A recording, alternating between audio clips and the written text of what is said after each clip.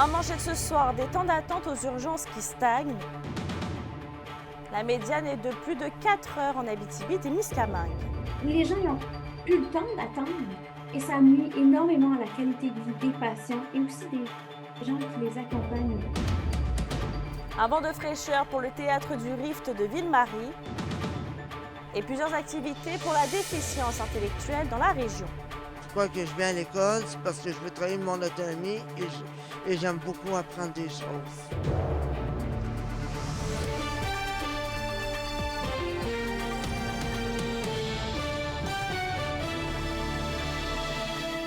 Bonsoir tout le monde et merci d'être avec nous.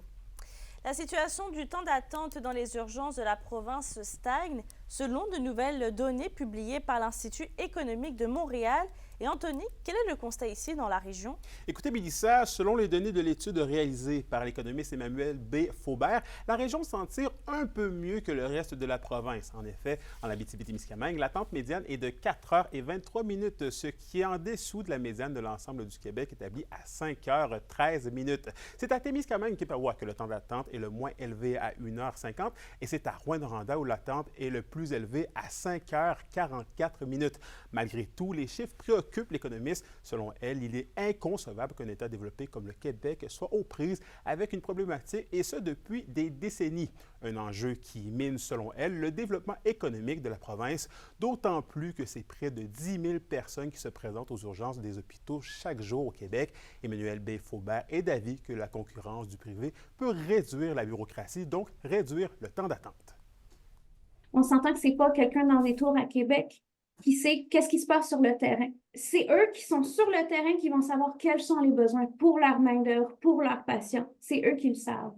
Donc, si on a une gestion plus indépendante, plus locale et flexible, c'est là qu'on va avoir des améliorations qui ne seront peut-être pas les mêmes partout à travers le Québec, mais qui vont être efficaces pour chacun des établissements de santé. Donc, Anthony, comment l'Institut économique de Montréal aimerait que s'opère ce désengorgement? Eh bien, Mélissa, la réponse s'articule autour d'une décentralisation plus grande des services. Une décentralisation demandée depuis plusieurs mois par des syndicats. Ici, nous n'avons qu'à penser à la FIC-CISAT. En ce sens, j'ai donc demandé à Emmanuel B. Faubert son avis par rapport à la réforme de Christian Dubé et de l'implantation de Santé Québec. Selon elle, le plan comporte des bonnes choses, mais là où le bas blesse, c'est lorsqu'il est question de l'élimination de la main-d'œuvre indépendante. Pour l'économiste, cette main-d'œuvre est plutôt le symptôme du mauvais état du système de santé qu'un problème. Son élimination pourrait donc avoir des impacts, selon elle, considérables à court terme sur le réseau. Près d'une infirmière sur 2 quitte avant l'âge de 35 ans la profession. En ramenant toutes les infirmières sous l'emploi de Santé Québec, on leur dit, soit vous travaillez pour nous, soit vous changez de profession. Mais elles avaient déjà pris la décision de ne plus travailler pour le système public. Donc, ça risque de ne pas les ramener vers le système, ça risque de les faire changer complètement de profession. Donc, comme je disais, il y a vraiment des éléments positifs et négatifs. Donc, entre concurrence du privé dans le réseau et décentralisation, Emmanuel B. Faubert croit que ces virages vont permettre à long terme de faciliter l'émergence des innovations dans le système de santé et sortir le Québec du bourbier administratif duquel il s'est ancré depuis près de 40 ans. Merci, Anthony. Je vous en prie. Vos réponses à la question du jour TVA. Une présentation de la Clinique infirmière Nord-Ouest partout dans la région. Nous vous offrons des consultations rapides avec des infirmières et infirmières praticiennes spécialisées et un nouveau service de téléconsultation. Contactez-nous pour plus d'informations ou visitez notre site Web. Et à la question du jour, on vous demandait, trouvez-vous que les temps d'attente dans les urgences sont raisonnables dans la région? Vous avez répondu non à 79 %.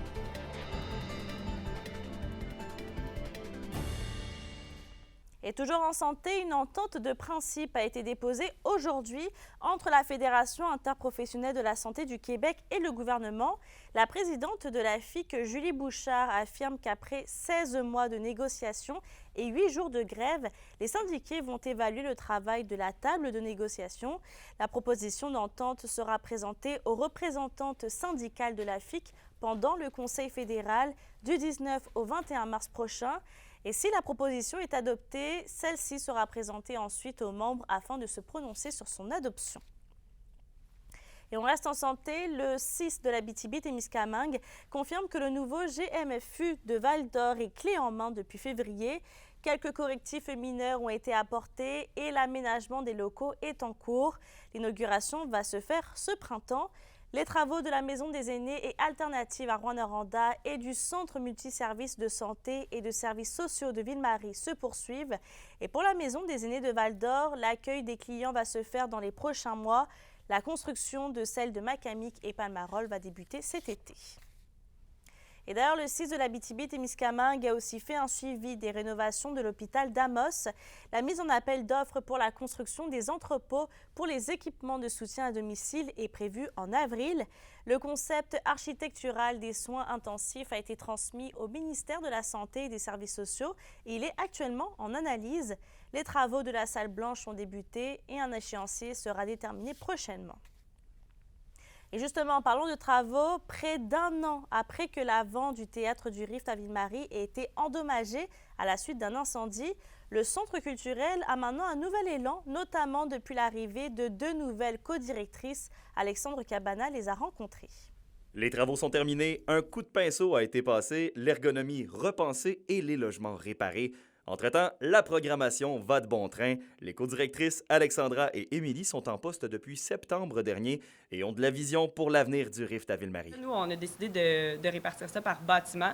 Donc, une co-directrice gère le théâtre, puis l'autre co-directrice gère le centre d'exposition. On s'en parle souvent, on regarde ce qui est possible parce qu'en fait, on a beaucoup d'idées. Il faut voir qu'est-ce qui fit des projets qui touchent tout le territoire aussi, exact, qui vont sortir dans les prochaines années. Donc, oui, c'est très excitant tout ça, cette espèce de terrain de jeu. On dirait qu'au Témiscamingue, en plus, on est des bâtisseurs, là. On dirait qu'on peut tout faire et tout est à faire. Donc, c'est très... c'est stimulant. C'est très stimulant, oui. Un nouveau plan d'action éco-responsable et l'accueil accru de résidences théâtrales sont déjà, entre autres, en action. Les directrices gardent toutefois la tête dans l'eau froide et sont conscientes du défi que représente la gestion d'un tel monument culturel en région. Notre première expérience de direction, mais on connaissait déjà le milieu. Donc, puis on est aussi des filles de la région, donc on a les contacts, on connaît notre monde, on connaît notre réseau. Donc ça, c'est très facilitant. Mais c'est sûr que ça prend des reins solides, là. C'est sûr que le financement, c'est un défi de tous les instants. Oui. On lisait cette semaine dans Le Devoir que le Conseil des arts et des lettres du Québec avait pas bonifié son enveloppe depuis plusieurs années. Donc nous, c'est sûr que ça va avoir une répercussion directement sur nous et évidemment sur tout le milieu, étant donné qu'on est le seul diffuseur culturel du centre du Témiscamingue. Nos populations ici ont droit à la même activité culturelle, qualité culturelle que les grands centres. C'est vraiment primordial. Le Rift m'a toutefois confié tout à l'heure que la Biennale internationale des arts miniatures, qui devait avoir lieu à Ville-Marie cet été, sera reportée à 2025. Les organisatrices assurent toutefois travailler sur une belle nouvelle formule. Les artistes là, devaient envoyer des œuvres prochainement pour participer à la prochaine édition, donc j'en profite pour annoncer que ce sera reporté et ce sera revampé positivement. La Biennale internationale d'art miniature ne meurt pas, mais elle va être appelée à évoluer, donc peut-être changer la formule, le nom, des choses comme ça. Alexandre Cabana pour RNC Nouvelles. On reste au Témiscamingue puisque c'est ce soir que débute la série de rencontres publiques d'information en lien avec le projet de centrale hydroélectrique sur le territoire. Énergie renouvelable Onimiki, qui est le promoteur du projet, désire donc à nouveau prendre le pouls des communautés avoisinantes, notamment des Premières Nations et des citoyens de la MRC de Témiscamingue. La rencontre de ce soir s'adresse aux membres de la communauté de Kebawek First Nation et débute dans quelques minutes à 18h30. Demain, ce sera au tour des membres de la communauté de Wolf Lake First d'être consultés. Et jeudi, les citoyens de Témiscamingue et de la MRC auront également leur rencontre. Sur la scène judiciaire maintenant, la preuve est close au procès de Sylvie Rochon. Elle, qui séjourne au centre de détention d'Amos, est accusée de meurtre non prémédité au palais de justice de Rouyn-Noranda. Et cet avant-midi, la défense à son tour questionnait une biologiste experte en projection de sang, Yvon Moreau. Au 5e jour du procès, l'avocate a, en questionnant la biologiste et experte en projection de sang Maria Fiorillo, qui travaillait de ses bureaux de Montréal, pu apprendre que la spécialiste n'a pas analysé la première photo prise par les policiers dès leur arrivée sur les lieux du crime, alors que seule la victime y gisait.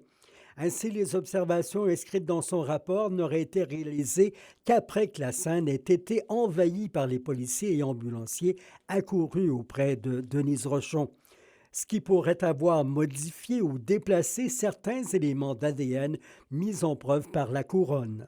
De plus, Maître Pinsonneau s'est, entre autres, fait reconfirmer que la victime a été frappée alors qu'elle se trouvait par terre à tout au plus 38 cm du sol, la hauteur de la table basse maculée de sang exposée parmi les pièces à conviction. La cour doit reprendre demain à 9 h. On ramènera alors l'accusée du centre de détention d'Amos, elle qui, contrairement à ce qu'on pouvait croire, est emprisonnée depuis qu'elle a, l'été dernier, omis de respecter son ordonnance de remise en liberté. En plus de harceler 2 femmes entre le 9 et le 13 juin dernier à Rouyn-Noranda, Sylvie Rochon leur aurait proféré une menace de mort et de lésions corporelles.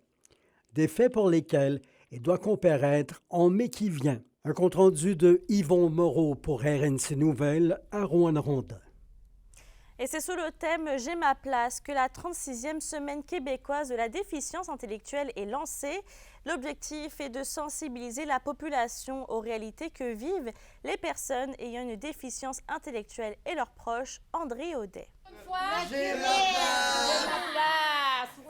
Contribuer au mieux-être et à l'épanouissement des personnes ayant une déficience intellectuelle, c'est la mission que se sont donnés plusieurs organismes et écoles de la région. Il y a plusieurs élèves qui ont des déficiences intellectuelles qui viennent, on leur montre l'importance de respecter des tâches, de faire des routines et ensuite les enseignantes font un suivi et les placent dans certains milieux de travail. Le Centre L'Horizon à Val-d'Or accueille annuellement environ 35 adultes en intégration sociale. Et selon le personnel, c'est plus qu'une école. C'est un lieu où les élèves apprennent à prendre leur place dans la communauté. De plus en plus, on sort avec les élèves justement parce qu'on veut qu'ils aient leur place, qu'ils soient vus, qu'ils soient entendus et ils sont capables de tellement. Pourquoi que je viens à l'école? C'est parce que je veux travailler mon autonomie et j'aime beaucoup apprendre des choses. Le Centre d'éducation des adultes La Passerelle à Amos accompagne lui aussi une 40aine d'élèves dans ses classes adaptées. On les accompagne selon leurs capacités. Alors, on s'adapte à chacun de leurs besoins selon ce qu'ils sont capables de faire. Ça peut être le français, mathématiques, sciences, arts. On peut avoir aussi des sports. À Amos, l'Arche l'Abitibi-Témiscamingue accueille 15 personnes ayant une déficience intellectuelle dans 2 foyers et 2 appartements supervisés, tout en leur offrant des activités récréatives. On s'occupe d'eux comme une vie de famille, c'est-à-dire que chacun va prendre sa place à faire la vaisselle, s'occuper de sa chambre, faire son linge, mais toujours accompagné de quelqu'un qui puisse l'aider dans sa tâche. Beaucoup de choses que je fais. Puis je suis bien heureuse, puis je veux continuer de vivre à l'Arche. Fait que c'est ma place à moi depuis longtemps. André Audet, RNC Nouvelles. Et on se déplace à Val-d'Or maintenant. La soumission de Duroking a été retenue par la ville pour réaliser la 4e phase des travaux de réfection et d'aménagement de la 3e avenue qui est entre la 6e et la 7e rue. La facture d'un montant d'environ 4 600 000 $ a été officialisée durant leur conseil municipal hier. Et on rappelle que l'an dernier, ce même entrepreneur avait réalisé la phase 3 avec un budget de plus de 5 millions de $. Dans un autre dossier, le cri du cœur au ministre de l'Agriculture, André Lamontagne, a été entendu. C'est ce que déclare Pascal Roux, qui est président de la fédération de l'UPA d'Abitibi-Témiscamingue. Une rencontre constructive a eu lieu hier au sujet de l'assurance récolte-foin qui n'a pas été indemnisée pour les producteurs touchés par la sécheresse. La demande est claire. L'UPA veut une indemnisation de 3,8 millions de $, pour les 120 producteurs et productrices assurés dans la région. Et toujours, selon Pascal Roux, le ministre s'est engagé publiquement à aider les producteurs et a admis que l'aide jusqu'à présent n'était pas suffisante. En environnement, l'Abitibi-Témiscamingue reçoit une aide de plus de 5 millions de $ dans le cadre du programme Accélérer la transition climatique. C'est ce que le ministre responsable de l'Abitibi-Témiscamingue, Jean Boulet, a annoncé aujourd'hui. Cette initiative est dans le cadre du plan pour une économie verte 2030 et l'objectif est de permettre aux organismes municipaux de la région d'élaborer des plans, mais aussi d'accélérer la réalisation de projets reliés au changement climatique. L'indice boursier minier au TVA Nouvelle 18h est une présentation de GFM Groupe Financier. Dirigeants d'entreprises et particuliers, fiez-vous aux experts de GFM pour vos placements, assurance de personnes et assurance collective. Car pour vous, ils vont au-delà de la finance. Restez des nôtres, on est présentement dans la boutique dans la Prairie à Val-d'Or en compagnie de Nathalie qui va nous montrer comment confectionner notre propre chandelle. Oh, j'ai hâte.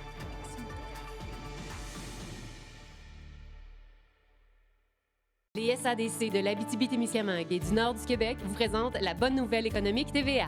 Le 2 mars, lors de la fête des semences au centre de formation professionnelle Le Retour de la Sarre, 120 personnes ont été initiées dans une production à petite échelle aux pratiques de développement durable. De plus, créé par les étudiants en formation, il y a eu l'ouverture du magasin général offrant des plants, des semences et autres produits. Les SADC, partenaires de l'économie de la région. L'enseignante de musique Elisabeth Bouchard-Bernier est nommée au prix Juno. Cette dernière s'envolera pour Halifax où elle pourrait remporter le titre d'enseignante de musique de l'année au Canada. Et celle qui est nommée au concours Music Counts enseigne à l'école des explorateurs de Malartic et utilise des techniques de musicothérapie. Le gala des prix Juno sera présenté dimanche 20h sur les ondes de CBC. La chronique culturelle vous est présentée par Bruno et Jasmin Leclerc, denturologistes. Des cliniques à la fine pointe de la technologie pour vous servir à La Sarre et à Amos. La boutique dans la prairie de Val-d'Or se déplace à Malartic pour offrir un atelier de création de chandelles. Notre chroniqueuse culturelle est allée à la rencontre de la propriétaire pour apprendre l'art de la confection. On est présentement dans la boutique dans la Prairie en compagnie de Nathalie qui nous reçoit. Merci beaucoup, Nathalie, de nous recevoir chez vous. Comment ça va? Bien, ça me fait grand plaisir. Ça va super bien. Je suis contente de vous accueillir aujourd'hui. Merci. Ouais, Hey, ça sent tellement bon dans cette boutique-là. Et Quand même, aujourd'hui, on va créer ensemble une chandelle, plusieurs chandelles. Mais avant ça, Oui. Nathalie, je veux savoir comment c'est venu au monde, cette boutique-là, dans la Prairie, au juste. Bien, en fait, au tout début, c'était pas une boutique dans la Prairie. C'était vraiment juste un atelier. C'est né de deux jeunes femmes qui ont décidé, au tout début de la pandémie, de créer un atelier de chandelles, ma nièce Laurence Paquin et son amie Amélie Terrien. Donc, la première étape, c'est de poser nos mèches dans nos pots. Parfait. Donc, on a des petits collants à double face. Ah, ben tu sais, il y en a déjà un dessus. Des collants double face, on va les coller dans le centre du pot. Hey, c'est de l'amour, hein, quand même, faire ça une à une comme ça, à la main. Oui, c'est ça. C'est des chandelles C'est personnalisées. vraiment artisanal. Donc, une fois que nos mèches sont posées dans nos pots, ce qu'on fait, c'est qu'on va les mettre... Moi, j'ai mon petit pichet ici. Fait que je vais aller mettre ma cire. Fait que j'ai ma cire qui est fondue. Je vais te montrer qu'est-ce que ça a l'air, la cire, qui n'est Ouais, pas je suis fondue, curieuse. en fait. Ça ressemble à... du petit chocolat blanc. Est-ce que ça vous donne des petites fringales, des fois, de travailler comme ça vos chandelles avec les fragrances de chocolat, de vanille? Non, pas tant. Non? Non, pas tant. Je pense qu'à force Et d'être pourtant, dedans... hein. et pourtant, j'aime beaucoup le chocolat. J'aime bien manger et tout, mais...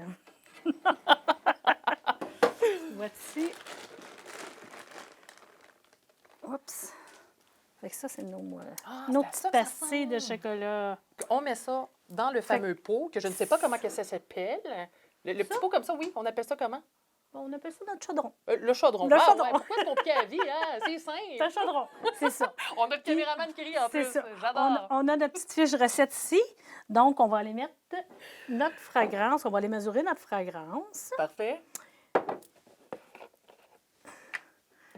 Tu vois, ça ne prend pas beaucoup d'espace. D'ailleurs, quand les filles ont commencé la compagnie, moi, j'ai acheté en juillet 2021. Eux autres, ils ont commencé, ils faisaient ça chacune dans leur cuisine, là. Ça, c'était pendant la pandémie. Oui, au tout début de la pandémie. Dans le temps que les gens faisaient du pain à la maison, puis c'était rendu Genre, bien c'est populaire. ça, eux autres hein? faisaient des chandelles. Ils faisaient des chandelles. Là, vois-tu, elle est juste à la bonne température parce qu'elle commence déjà à figer dans mes contenants. Et là-dedans, la fragrance qu'on parlait tout à l'heure, c'est... Mes petites dentelles. De la pêche? Non, c'est le fruit du dragon, entre autres. Ça sent très bon. Ça sent très bon, hein? Oh, wow. Ouais. J'adore le fruit du dragon. On va aller mettre des centroirs de mèche. OK. Donc, la pince à linge. Aussi simple que ça? Aussi simple que ça. Ça peut bien s'appeler dans la prairie, hein? Ça Oui, me fait penser, hein? c'est ça! La corde à linge avec les Ben, épingles. mon Dieu! Ah, mon Dieu Seigneur, on est thématique. J'adore! Ouais. Ce qu'on suggère aux gens, c'est quand ils ont fait brûler la chandelle chez eux, avant de la réallumer une deuxième fois, c'est de toujours couper la mèche. En fait, le petit bout qui est brûlé, là, de le couper, soit avec un coupe-mèche ou une paire de ciseaux, pour éviter que ça fasse trop de suie quand on la rallume. Ça fait une plus belle flamme. Très intelligent. Donc, on coupe ça. Donc, ici, on a ma petite pêche avec une belle petite paire de fesses. C'est pas beau, hein? Ah, c'est magnifique. C'est ça. Ça donne le goût Ouais. d'aller à la plage, d'aller se Oui, baigner. Ça me donne le goût c'est d'arriver au ça. printemps puis à l'été au plus vite possible. Fait que Oh, voilà mon Dieu. le résultat. Ah, ça sent bon. Merci beaucoup Oui. pour Ben, ça la me belle fait rencontre. plaisir. Voyez après la pause de la cycliste rwanda-randienne Olivia Barry qui est en liste pour un concours au Québec où le vote du public est important. On vous dévoile le nom du concours dans un instant.